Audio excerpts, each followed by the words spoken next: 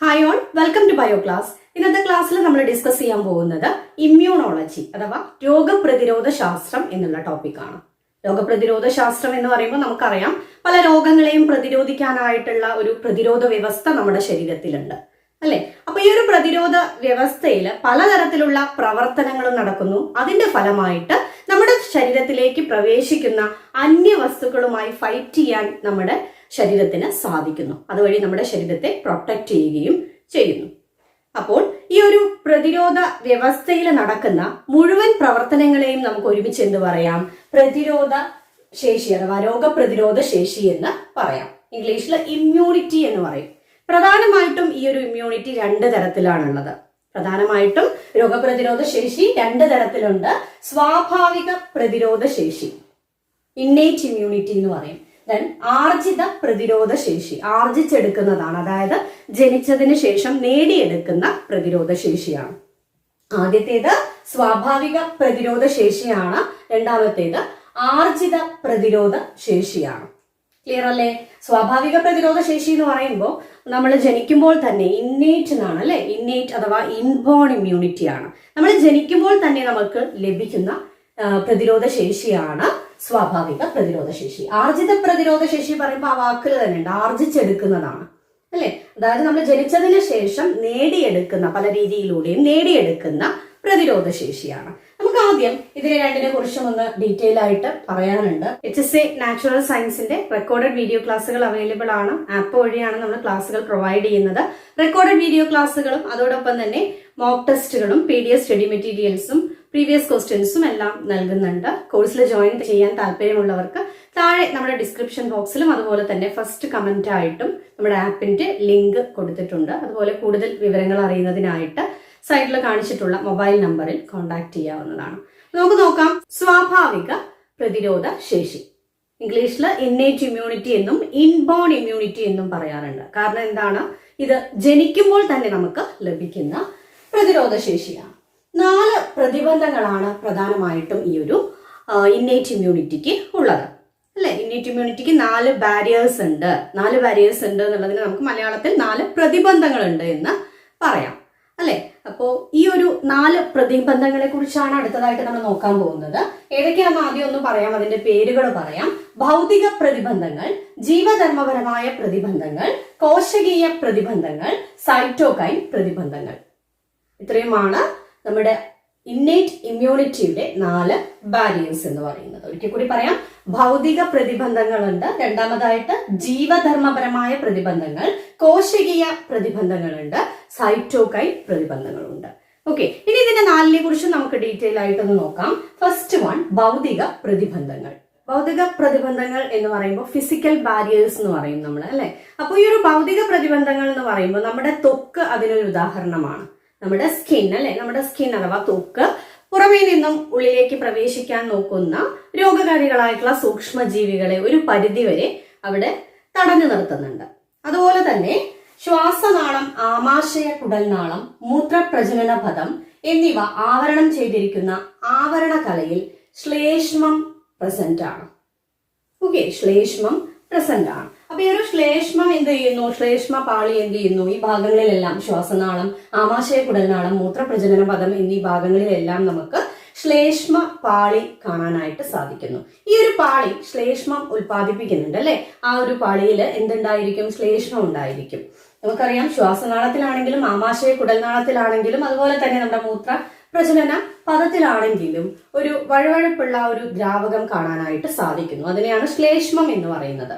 ഈ ഒരു ശ്ലേഷ്മം ഈ ഭാഗങ്ങളിലെല്ലാം എത്തുന്ന സൂക്ഷ്മജീവികളെ, രോഗം ഉണ്ടാക്കുന്ന സൂക്ഷ്മ ജീവികളെ ഒരു പരിധിവരെ തടഞ്ഞു നിർത്തുന്നുണ്ട്. അല്ലെങ്കിൽ ആ ഒരു ശ്ലേഷ്മത്തില് ഇതിനകത്തേക്ക് പ്രവേശിക്കാൻ ശ്രമിക്കുന്ന രോഗകാരികളായിട്ടുള്ള സൂക്ഷ്മജീവികളെ ആ ഒരു ശ്ലേഷ്മത്തില് ട്രാപ്പ് ചെയ്ത് നിർത്തുന്നുണ്ട്. അപ്പൊ ഈ ഒരു കാര്യമാണ് നമ്മുടെ ഫസ്റ്റ് ഫിസിക്കൽ ബാരിയർ അഥവാ ഭൗതിക പ്രതിബന്ധങ്ങളിൽ വരുന്നത്. ഇനി രണ്ടാമതായിട്ട് വരുന്ന പ്രതിബന്ധമാണ് ജീവധർമ്മപരമായ പ്രതിബന്ധങ്ങൾ. നോക്കാം. ജീവധർമ്മപരമായ പ്രതിബന്ധങ്ങൾ എന്ന് പറയുമ്പോൾ ഇതില് പ്രധാനമായിട്ട് 3 കാര്യങ്ങളാണ് പറയുന്നത്. നമ്മുടെ ഉമിനീര്, അതുപോലെ തന്നെ കണ്ണുനീര്, ഇതൊക്കെ ഈ ഒരു കാര്യത്തിലാണ്, ഈ ഒരു ബാരിയറിലാണ് ഉൾപ്പെടുന്നത്. ഫസ്റ്റ് നമുക്ക് ഉമിനീരിനെ കുറിച്ച് പറയാം. നമ്മുടെ ഉമിനീരിന് ചെറിയ ചെറിയ സൂക്ഷ്മജീവികളെ എല്ലാം അതിനകത്ത് വെച്ച് ട്രാപ്പ് ചെയ്യാനുള്ള ഒരു കഴിവുണ്ട് അല്ലെ.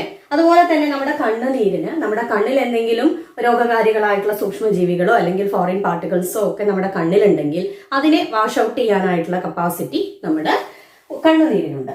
ആമാശയത്തിലെ ഹൈഡ്രോക്ലോറിക് ആസിഡ്, നമ്മുടെ ആമാശയത്തിനകത്ത് എന്തുണ്ട്? ചെറിയ അളവിൽ HCl ഉണ്ട്. ദഹന വ്യവസ്ഥയെ കുറിച്ച് നമ്മൾ പറയുമ്പോൾ അവിടെ പഠിക്കാം. നമ്മുടെ ആമാശയത്തിനകത്ത് ചെറിയ അളവിൽ HCl ഉണ്ട്. ഈ HCl ഉണ്ടെങ്കിൽ മാത്രമേ നമുക്ക് മാംസ്യത്തിന്റെ ദഹനം സാധ്യമാകുള്ളൂ. മാംസ്യത്തിന്റെ ദഹനം ആരംഭിക്കണമെങ്കിൽ എന്ത് വേണം? HCl വേണം. അതുകൊണ്ട് തന്നെ നമ്മുടെ വയറിനകത്ത് അല്ലെങ്കിൽ നമ്മുടെ ഉദരത്തില്, ആമാശയത്തില് HCl ചെറിയ അളവിൽ പ്രസന്റ് ആണ്. ഇതിന്റെ പ്രധാനമായിട്ടുള്ള ധർമ്മം എന്ന് പറഞ്ഞിട്ടുണ്ടെങ്കിൽ നമ്മുടെ മാംസ്യം അഥവാ പ്രോട്ടീനിന്റെ ദഹനത്തെ ദഹനം സ്റ്റാർട്ട് ചെയ്യണമെന്നുണ്ടെങ്കിൽ HCl വേണം. ഓക്കെ. എന്നാൽ ഈ ഒരു HCl മറ്റൊരു കാര്യം കൂടി ചെയ്യുന്നുണ്ട്. ഭക്ഷണത്തിലൂടെയോ മറ്റോ അല്ലെങ്കിൽ ജലത്തിലൂടെയോ ഒക്കെ നമ്മുടെ ആമാശയത്തിലേക്ക് പ്രവേശിക്കുന്ന സൂക്ഷ്മജീവികളെ ഇല്ലാതാക്കാനുള്ള ഒരു കഴിവ് ആർക്കുണ്ട്? HCl-ന് ഉണ്ട്. അപ്പൊ ഈ കാര്യമാണ് ഇതിൽ വരുന്നത് ജീവധർമ്മപരമായ പ്രതിബന്ധങ്ങളിൽ വരുന്നത്. ക്ലിയർ അല്ലേ? ആദ്യം നമ്മൾ ഭൗതിക പ്രതിബന്ധങ്ങളെ കുറിച്ച് പറഞ്ഞു, രണ്ടാമതായിട്ട് ജീവധർമ്മപരമായ പ്രതിബന്ധങ്ങളെ കുറിച്ചും പറഞ്ഞു. അടുത്തതായിട്ട് നോക്കാൻ പോകുന്നത് കോശകീയ പ്രതിബന്ധങ്ങളെ കുറിച്ചാണ്. ഈ ഒരു പേര് സൂചിപ്പിക്കുന്നത് പോലെ തന്നെ ചില കോശങ്ങൾ ബാരിയേഴ്സ് ആയിട്ട് ആക്ട് ചെയ്യുന്നു. ചില കോശങ്ങൾ നമ്മുടെ ശരീരത്തിലേക്ക് പ്രവേശിക്കുന്ന രോഗകാരികളെ തടുത്തു നിർത്തുന്നുണ്ട്. നോക്കാം. ശ്വേതരക്താണുക്കളായ ന്യൂട്രോഫില്ലുകൾ. ശ്വേതരക്താണുക്കളായ ന്യൂട്രോഫില്ലുകൾ. ശ്വേതരക്താണുക്കൾ എന്ന് പറഞ്ഞാൽ എന്താ? വൈറ്റ് ബ്ലഡ് കോർപ്പസൽസ് ആണ് അല്ലെ, WBC ആണ്. അപ്പോ WBCയിൽ വരുന്ന ന്യൂട്രോഫില്ലുകൾ, അതിനെ നമുക്ക് PMNL എന്ന് പറയാം. PMNLന്റെ എക്സ്പാൻഷൻ ഒന്ന് ഓർത്തു വെക്കാം. പോളിമോർഫോ ന്യൂക്ലിയർ ന്യൂട്രോഫിൽ എന്നാണ്. പോളിമോർഫോ ന്യൂക്ലിയർ ന്യൂട്രോഫിൽ ല്യൂക്കോസൈറ്റ്സ്. ഒരിക്കൽ കൂടി പറയാം. ശ്വേതരക്താണുക്കളായ ന്യൂട്രോഫില്ലുകൾ, അതിൽ പ്രധാനമായിട്ടും PMNL എന്ന് പറഞ്ഞാൽ അതിന്റെ എക്സ്പാൻഷൻ ഒന്ന് പ്രത്യേകം ഓർത്തു വെക്കണം. പോളിമോർഫോ ന്യൂക്ലിയർ ന്യൂട്രോഫിൽ ല്യൂക്കോസൈറ്റ്സ്.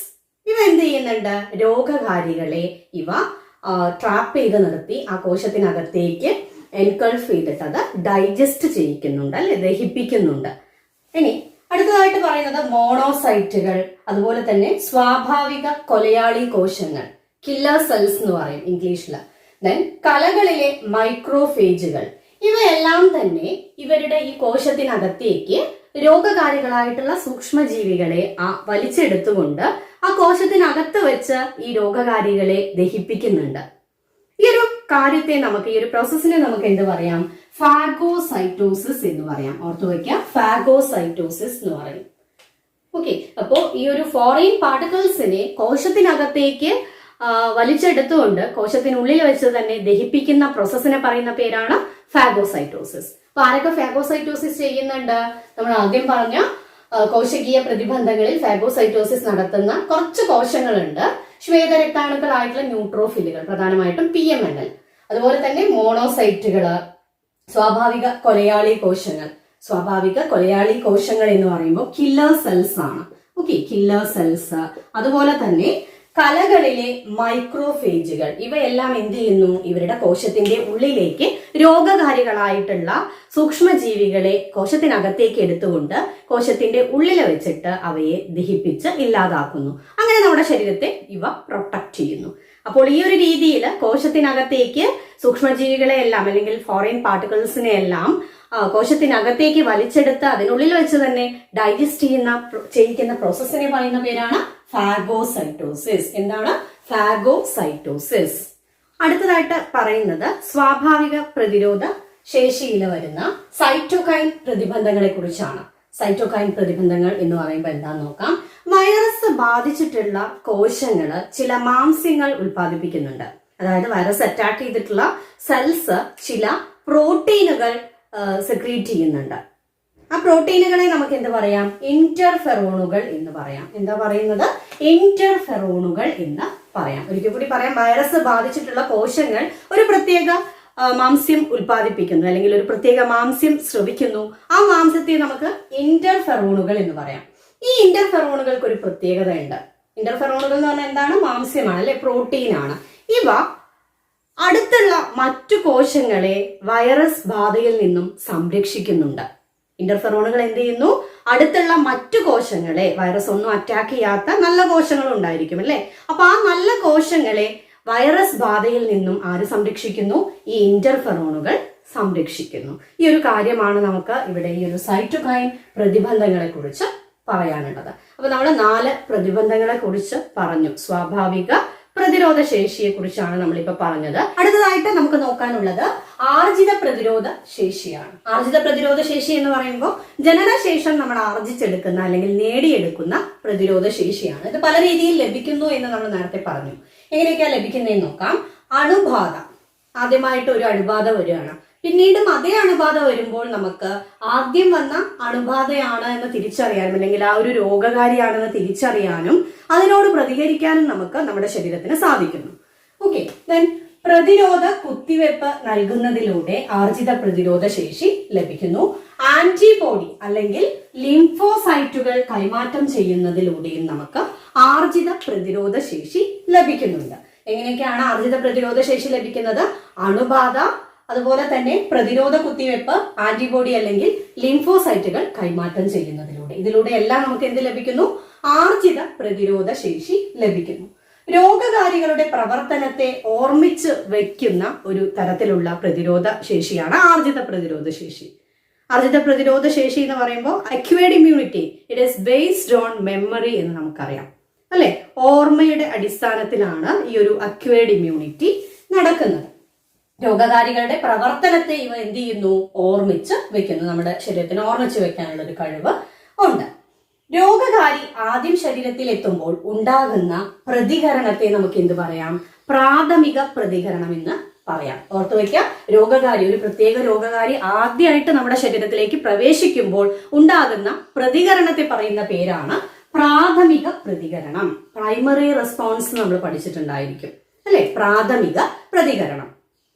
അപ്പോ ഈ ഒരു പ്രാഥമിക പ്രതികരണത്തിന്റെ തീവ്രത എന്ന് പറയുന്നത് വളരെ കുറവാണ്. കുറച്ച് സ്ലോ ആയിട്ടാണ് ഇത് നടക്കുന്നത്.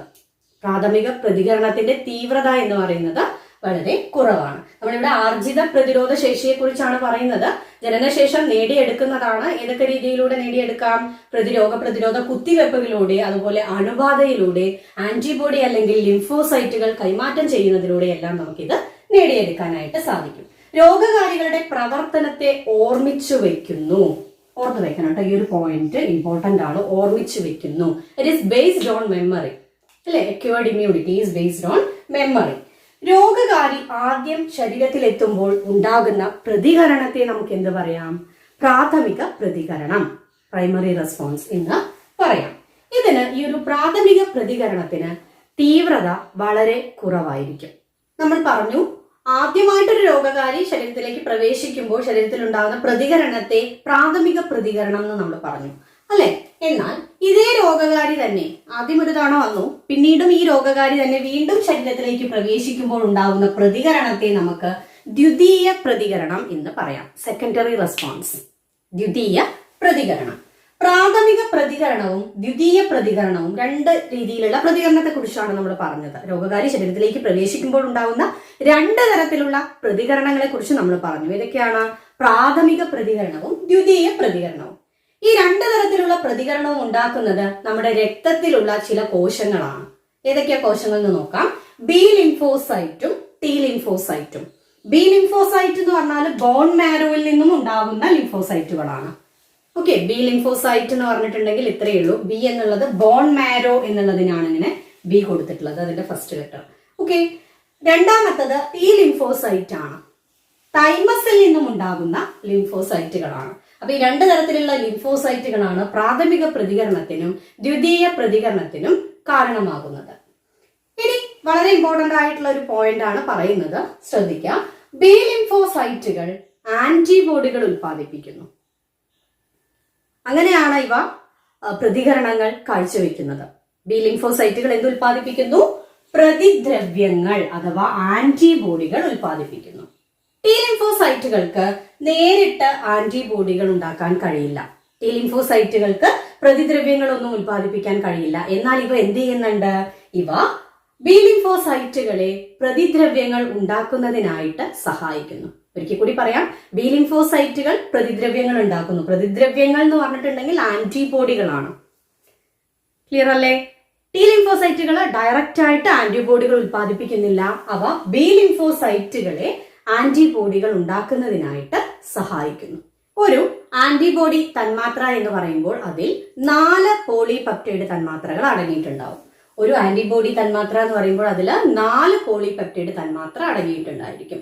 ഈ ഡയഗ്രാം ഒന്ന് നോക്കൂ. ഡയഗ്രത്തിൽ കറക്റ്റ് ആയിട്ട് കൊടുത്തിട്ടുണ്ട്. 2 എണ്ണം അതില് ഭാരം കുറഞ്ഞതും അതുപോലെ തന്നെ ചെറുതുമാണ് അല്ലെ. 2 എണ്ണം അതിൽ ഭാരം കൂടിയതും അതുപോലെ തന്നെ നീളം കൂടിയതുമായിരിക്കും. അപ്പോൾ 2 ലൈറ്റ് ചെയിൻസും ഉണ്ട്, 2 ഹെവി ചെയിൻസും ഉണ്ട്. ഇതിലുള്ള ഭാരം കൂടിയ അതുപോലെ തന്നെ നീളം അധികമുള്ള പോളിപെപ്റ്റൈഡ് തന്മാത്രകളുടെ അടിസ്ഥാനത്തിൽ, ഹെവി ചെയിന്റെ അടിസ്ഥാനത്തിൽ 5 ഐസോടോപ്പുകൾ ഇവർക്കുണ്ട്. ഏതൊക്കെയാണ്? IgA, IgM, IgE, IgG and IgD. ഇപ്പൊ ഇത് എഴുതുമ്പോൾ പ്രത്യേകം ശ്രദ്ധിക്കണം. IgA എന്ന് എഴുതുമ്പോൾ G എന്നുള്ളത് സ്മോൾ ലെറ്ററിൽ എഴുതുക, ബാക്കി രണ്ടും ക്യാപിറ്റലിലാണ് എഴുതുക. ക്ലിയർ അല്ലേ? ഇമ്മ്യൂണോഗ്ലോബുലിൻ എ എന്നാണ് അതിന്റെ പൂർണ്ണമായ രൂപം. Immunoglobulin M, immunoglobulin E, then IgG എന്ന് പറയുമ്പോൾ immunoglobulin G and last one IgD, immunoglobulin D. ഇനി നമുക്ക് ഈ ഇമ്മ്യൂണോഗ്ലോബുലിൻസിന്റെ ഇവിടെ എഴുതിയിട്ടുള്ള 5 തരം ഇമ്മ്യൂണോഗ്ലോബുലിൻസിന്റെ പ്രധാനമായിട്ടുള്ള ഫങ്ഷൻസിനെ കുറിച്ചൊന്ന് നോക്കാം. ആദ്യം പറയുന്നത് IgD. IgD ബി സെല്ലുമായി ചേർന്ന് കാണുന്ന ആൻറ്റിബോഡിയാണ്. ഇത് ബി സെല്ലുകളെ ആക്ടിവേറ്റ് ചെയ്യിപ്പിക്കുന്നു. അടുത്തത് IgM. IgM സാധാരണയായിട്ട് കാണുന്നത് ബി സെല്ലുമായി ചേർന്ന് കാണാറുണ്ട്, അതുപോലെ തന്നെ നമ്മുടെ രക്തത്തിലെ പ്ലാസ്മയിലും കാണാറുണ്ട്. ഈ ഒരു IgMൻ്റെ വളരെ ഇമ്പോർട്ടൻ്റ് ആയിട്ടുള്ള ഒരു പോയിൻ്റാണ് IgM എന്ന് പറയുന്നതാണ് ഈ എഴുതിയിട്ടുള്ളതിൽ ഏറ്റവും വലിയ ആൻറ്റിബോഡി.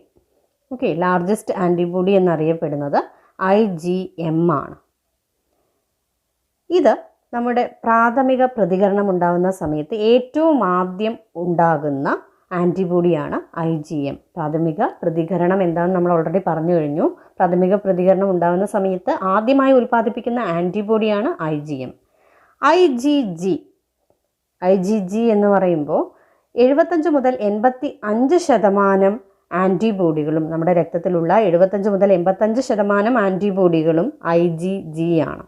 അമ്മയിൽ നിന്നും കുഞ്ഞിലേക്ക് പ്ലാസൻ്റ വഴി ലഭ്യമാകുന്ന ആൻറ്റിബോഡിയാണ് IgG.